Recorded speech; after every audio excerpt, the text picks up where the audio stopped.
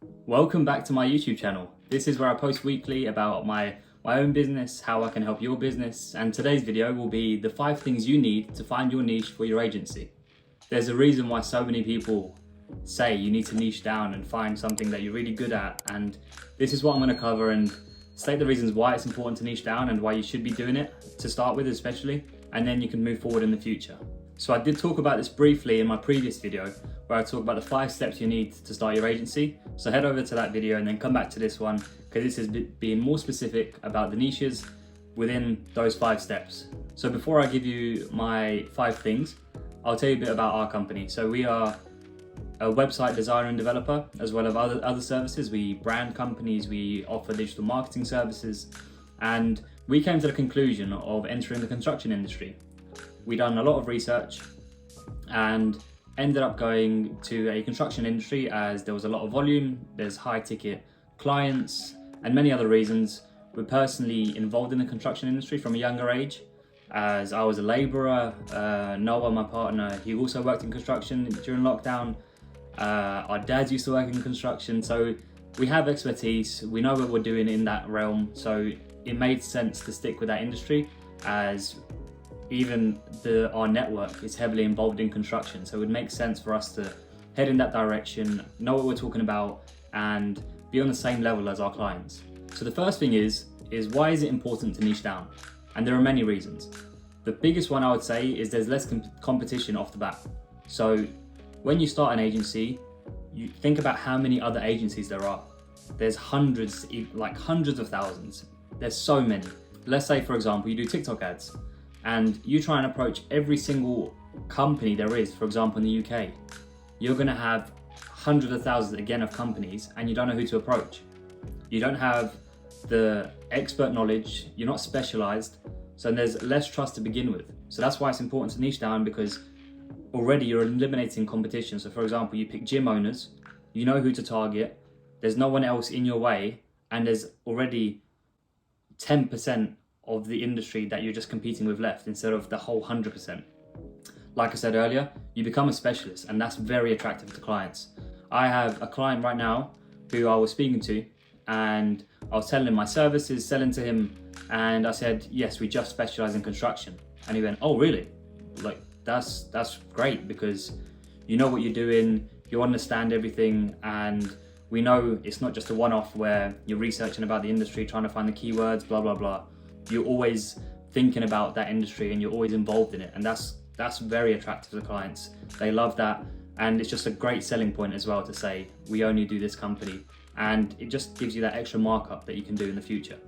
With specialization as well, you're able to highlight to clients, I worked with this real estate client, for example, and this is what I did for them. They went from this many conversions to this many conversions. So now you can highlight, okay, if I can do it for one real estate company, why can't I do it for another?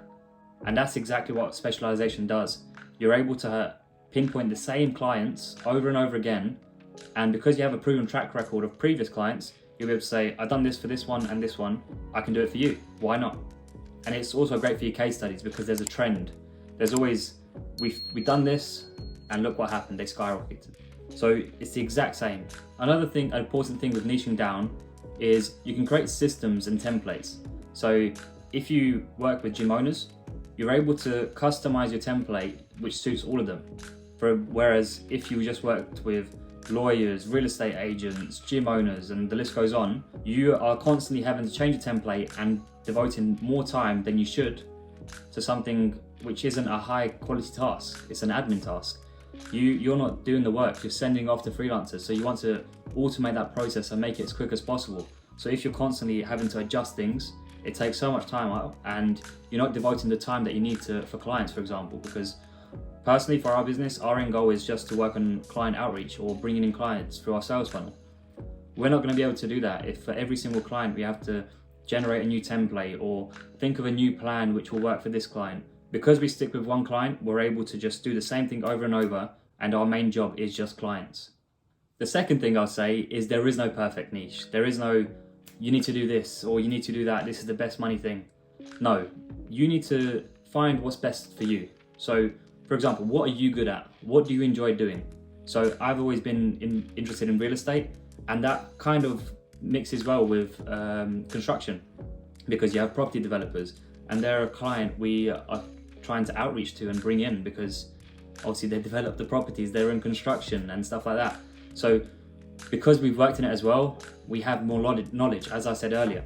So it's always a benefit to just do what you're best at and what you actually enjoy, because if you don't enjoy it, what's the point in doing it? Because this is your company. You want to do this for yourself, and you want to spend however many hours a week doing this with something that you enjoy. You're something that invested in. The next thing I'd say with that point is there money involved in that industry? So with construction, we know there's money involved. With lawyers, there's money involved. With real estate, there's money involved. But there are some niches which don't have the money. There might be the interest for it, but then are you going to be able to scale that? In the short term, yes, in the first year, it might be going well. But let's say you go through every single client, you're going to be stuck with that bunch of clients and not going to be able to move forward. So picking an industry which you enjoy and has a good amount of money in it, which can be used for your services. The last thing on that point is there enough volume? So this links back to, is there money?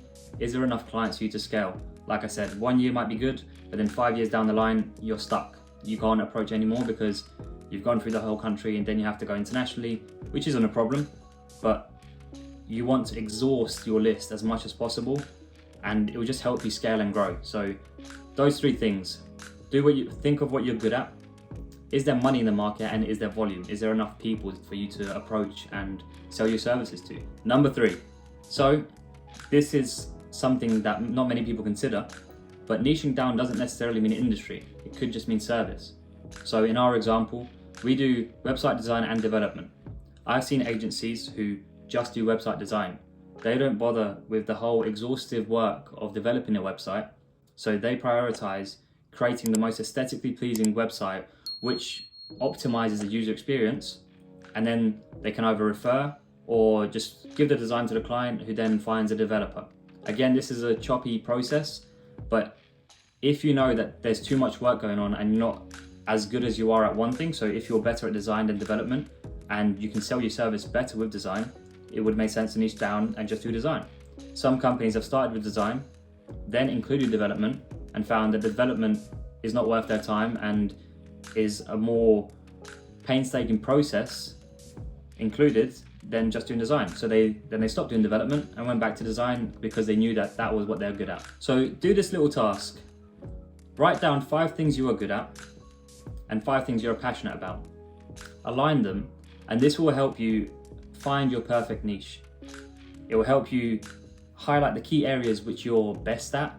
You'll be able to see, I can help this industry do this specific service, or I can help this client with this specific thing that I'm very passionate about and very good at.